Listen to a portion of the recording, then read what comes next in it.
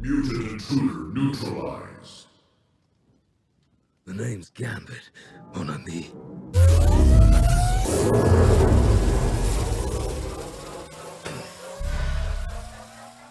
Remember it.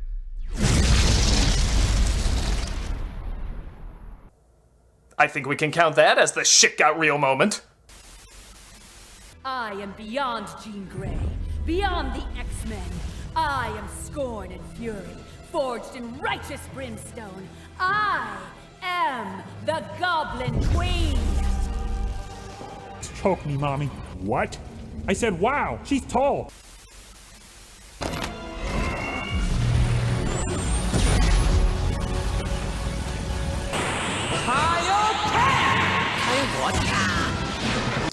No, seriously, Kyle what? Kyle crap. I thought so.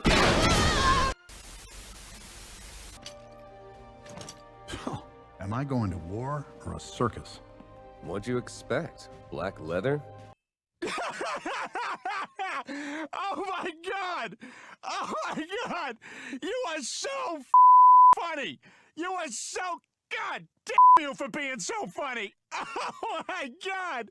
Oh! His name was Gambit. Remember it! It was at this moment that he knew. He fucked up. Marvel did try to make an X-Men TV show earlier than the 90s, but it never made it past a pilot episode. This was back in 1989, with the now famous Pride of the X-Men. You can find it on YouTube. The animation that is now over 35 years old in this show is better than what we're getting with X-Men 97. Oh, that's stupid! Really stupid. You dare agree with me? Prepare to meet your horrible doom! Again, because Magneto in his first appearances was just a regular cutthroat sort of villain. Professor X and the X-Men sort of stood in his way. He was a supremacist in a sense. He had intentions on ruling the world and the lesser humans, not any sort of common goal with Professor X. Don't take my word for anything, just go read the comics starting in 1963 up until really the damn 80s. To say that they were specifically created to be metaphors for the civil rights era is not only lazy, it's flat out and verifiably false. It wasn't until the 80s when Magneto became more of a villain that people sort of tried to sympathize with, and he had that past intertwined with Professor X. That was actually a bit of a retcon. So if the SJWs read comics, which they don't, they'd understand this. Chris Claremont's era of X-Men is way more analogous to that era, but even that isn't specifically referenced to the Civil Rights era. Again, that's something that he clearly admits in interviews. He said that the metaphors he thought about were along the lines of Begin and the Israeli dichotomy, not the civil rights dichotomy. Again, something else he admitted in interviews. So factually speaking, not opinion, the X-Men were not created to represent the civil rights era by way of Stan Lee, and even the retcon of X and Magneto during Claremont's run, they weren't created as such. I didn't create them to destroy racial prejudice, but once I had them going, it occurred to me, man, this strip makes a great vehicle to talk about racial prejudice and how terrible it is. So that was a fucking lie. A lot of like people that like in the tens of millions, let's say, throwing that out there, that's a crazy big number, right, of viewers, to be a successful brand or company or production. It's just a matter of what you're spending, obviously, and who you are selling this to. Okay. I do believe that, yeah, you have to pay attention to your customers. You want to give them more of what they like, more of what they want. It has to be within reason, obviously, because the economics of it all have to make sense. You got to be getting a return, for sure. Oh, to play by the rules, and still they come for you. Now, I will admit, there are times these ministries will definitely pander to a certain demographic for some money, likes, or whatever. But it's not every single time you see a black person as a protagonist. Also, can you make your points without sounding incredibly racist? It's like women.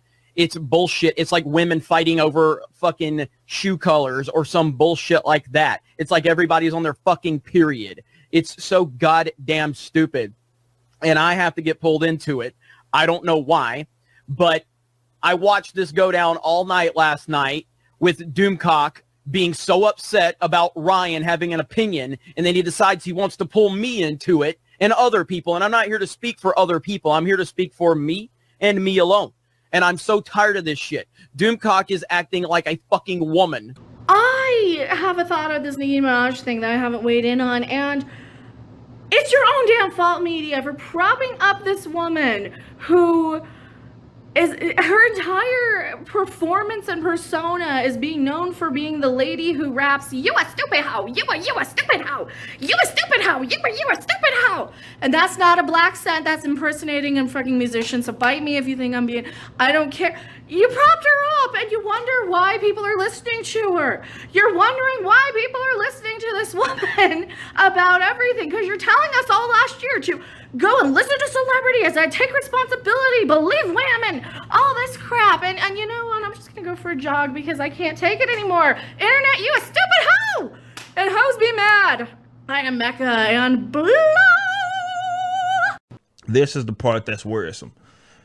He continues on and he says, I think one of my favorite parts, so this, keep in mind, this is him unprovoked for the most part, bringing this up and leading with it. And he says, and I quote, I think one of my favorite parts was like they were truly interested in like what my experience as a black gay man was and how it was going to inform the story we were telling. See, he says, also continues on and says, and that to them was like, that is how we're going to make this authentic. Okay.